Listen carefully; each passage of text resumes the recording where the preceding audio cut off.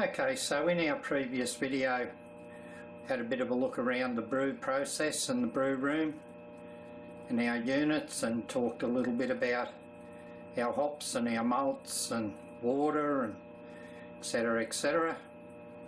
So in this follow-up video we'll have a bit of a look at fermentation and fermentation units. Once again, the disclaimer is I buy everything that I own. I have no affiliation to any business or businesses, but as you have now realised that my three main business contacts or the three main product users are Keg King of Australia, Steve at thebrewman.com.au. Steve's around Newcastle area, really good guy to deal with there, and also my local brew shop down the road, Copperhead Road he's called, at Taree, and he's an excellent person to deal with, Dave, down there. So we'll get on with it. We'll have a look at some fermenters that I use. Okay, let's get on with it. Okay, so once the wort's been boiled and is ready for transfer, a few different ways of transferring. I use a homemade counterflow chiller most of the time. It's 30 metres of 1/2 inch copper pipe. Then I've got some stainless steel fittings, 20mm hose, a temperature gauge, and I pump straight out of the Guten 70 through this.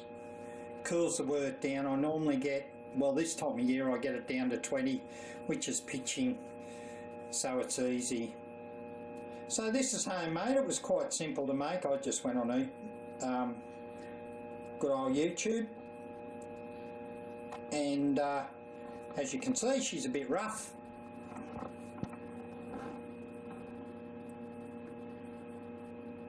But that's my hose fitting, the 20mm.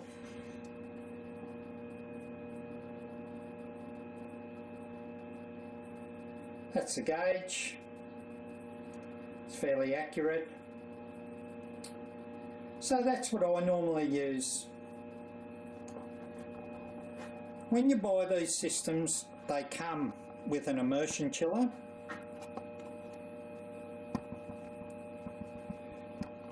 And it's normally in that form there. So that one come with the 40. The one that come with the 70 is bigger. And one other thing I might, add is I'll run cold water through that in ice and then into the counterflow chiller in summer, just to get that bit of coolness out of it, so it works fairly well. Now these are the main fermenters that I use. Once again, they're all Keg King products. So on the far left we have a 35 litre snub nose.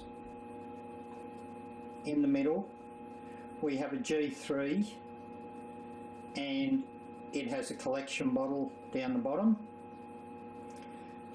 Next to it there is a Junior,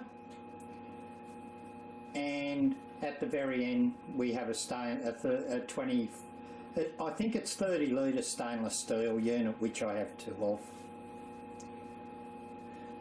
Reasons for using Keg King product, I guess Australian made is the first thing that drew me to them. They're all pressure fermenters. They're made in Australia at the warehouse of Keg King. They're nice solid PET, very sturdy,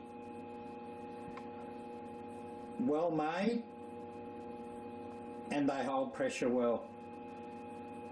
And that's pretty good reason to keep buying them, in my opinion. The little 20 litre Junior I've used it a fair bit. I have 2 of these. I do experimental batches, you know, 10, 15 litre batches in these ones. And I ferment and pour from the keg.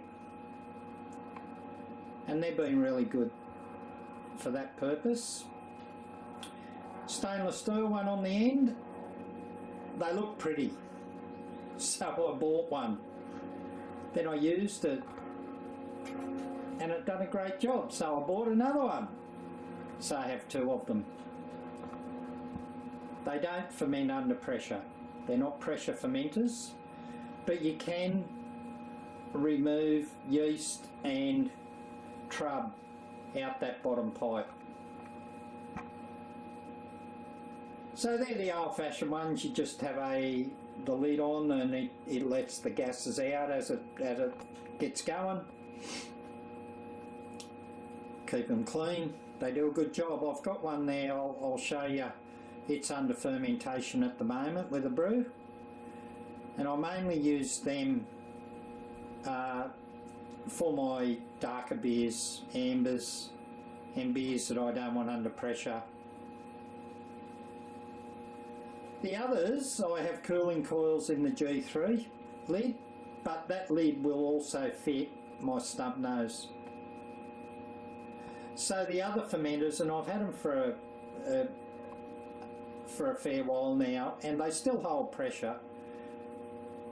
Lube is the secret. So I lube. Then especially with the G3, but I do it with all of them.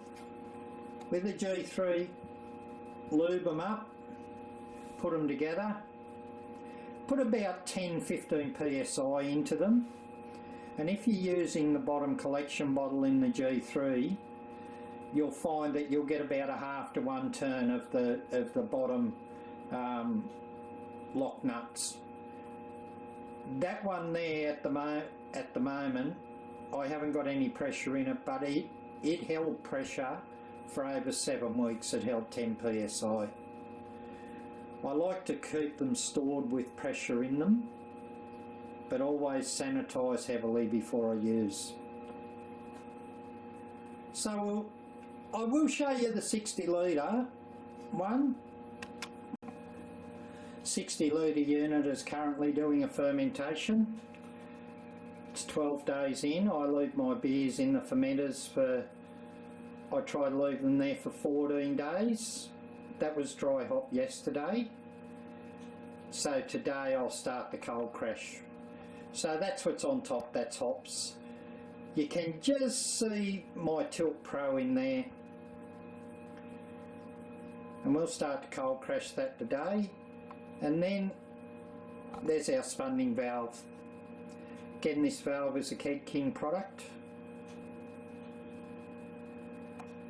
Holding 10 psi. I normally don't put my brews under a lot of pressure. I normally let them go 3 or 4 days before I put them under pressure, and then I put them under 10 to 15. I never ever go higher. So that's sitting very nice. Now that gauge, you just wind it out. It has graduations on it, but I normally preset it with a bit of CO2. So there we go. That's looking pretty healthy. That's going to be a fairly nice beer, this one, I think. Bit of trub down the bottom there.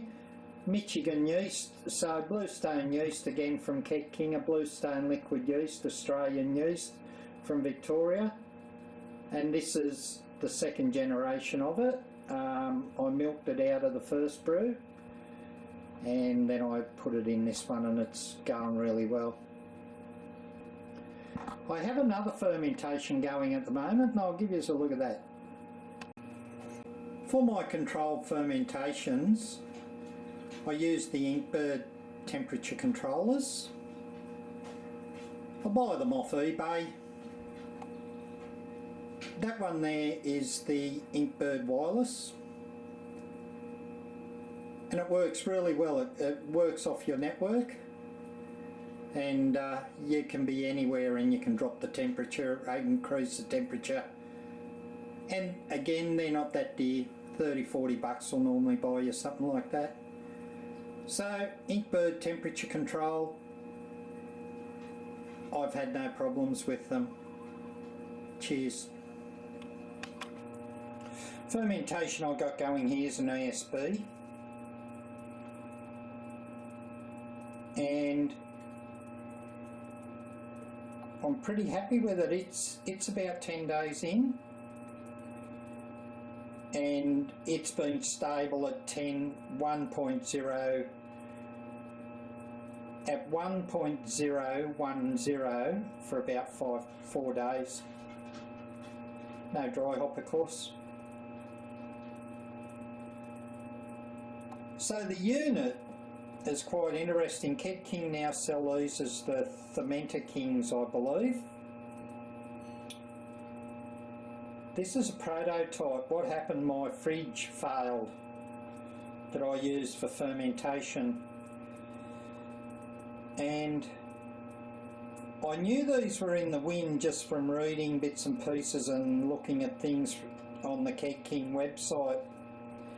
So I reached out to Will at Ked King and just to ask, you know, when they might be for sale, and he mentioned that he had a prototype that was working quite well, but they had more than one prototype, and if I wanted I could buy this. So this wasn't given to me, I bought it and I paid good money for it, and if I could just give some feedback, and that allowed Ked King to test other units, of course, and other things. So this unit here doesn't automatically go from cooling to heat cycle, it's manual.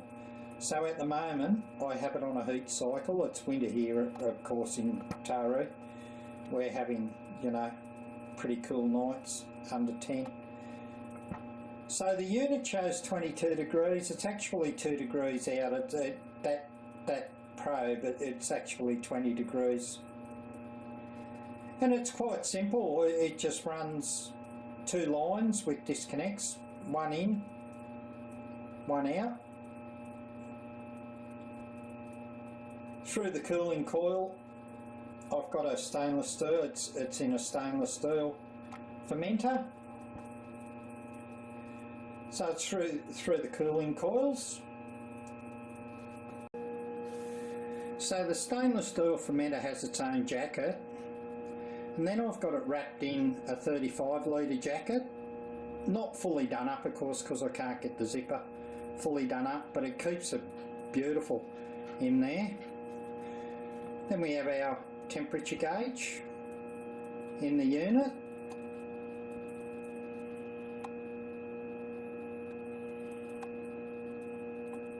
Which shows us that it's on 20, and that's a pretty accurate gauge. Good little setup, good little unit, very happy with it. I did replace the pump. Now the pump in it, when it first came as a prototype, was quite small, and I let Will know that I was having a bit of trouble with the pump, but I'd already purchased a new pump anyway from Ked King. It's a bigger pump and it's been working fine. A little bit of a knack to priming it up, but once you get it primed up, goes good. Again, if you don't have a fermentation fridge, I would recommend the Fermenting King. Okay, what we're looking at there, I've got 3 different types of spunding valves. So I've got a spunding valve, no graduations on it, you just adjust at the end. I have a spunding valve exactly the same as what I've got on the 60 litre snubby in there that's fermenting away with graduations. And then I have a new, very simple product from Ked King called the Spundy. It's a spunding valve built on a disconnect. Small gauge. It's only a small unit, it works well, it's great for keg transfer and that. So it comes with 3 pressure relief valves, a blue one at 10 psi, a purple one at 15 psi, and then you have your black one which is manually adjustable to what you want. Good little product, works well. Only cheap, they're not real dear at all. And then of course next to that I just have a tilt.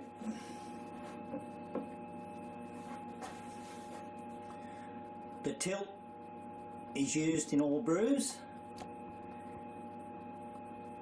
and I just monitor the fermentation. I don't, they aren't accurate. I don't think there's an electronic out there that is accurate, and you know, you just use your hydrometer. So but it lets you know how your fermentation's going, how quick it's going, and when it's steadied up. So I find at the finish they're more accurate at the finish of the fermentation than the beginning. But anyway, I have 3, and I bought a Tilt Pro from thebrewco.com.au, and it's not much better, to be honest. It's a lot bigger, but it's not much better, but it does the job. Okay, so that's it for our fermenters, and we've had a look at a couple of current fermentations that I've got going on there, and they're both going fairly well. So I hope you've enjoyed this video. The products I use to ferment the beer and the process that I use to ferment it with the Inkbird and the temperature control that I use. So in the next video, of course we've got to get the beer out of the fermenter, so we'll have a look at getting our beer out, getting it into the kegs that I will use to do that, and then we'll have a look. I've got a homemade Keezer, and we'll go up and have a look at it. So until next time, thank you for watching and enjoy. Bye.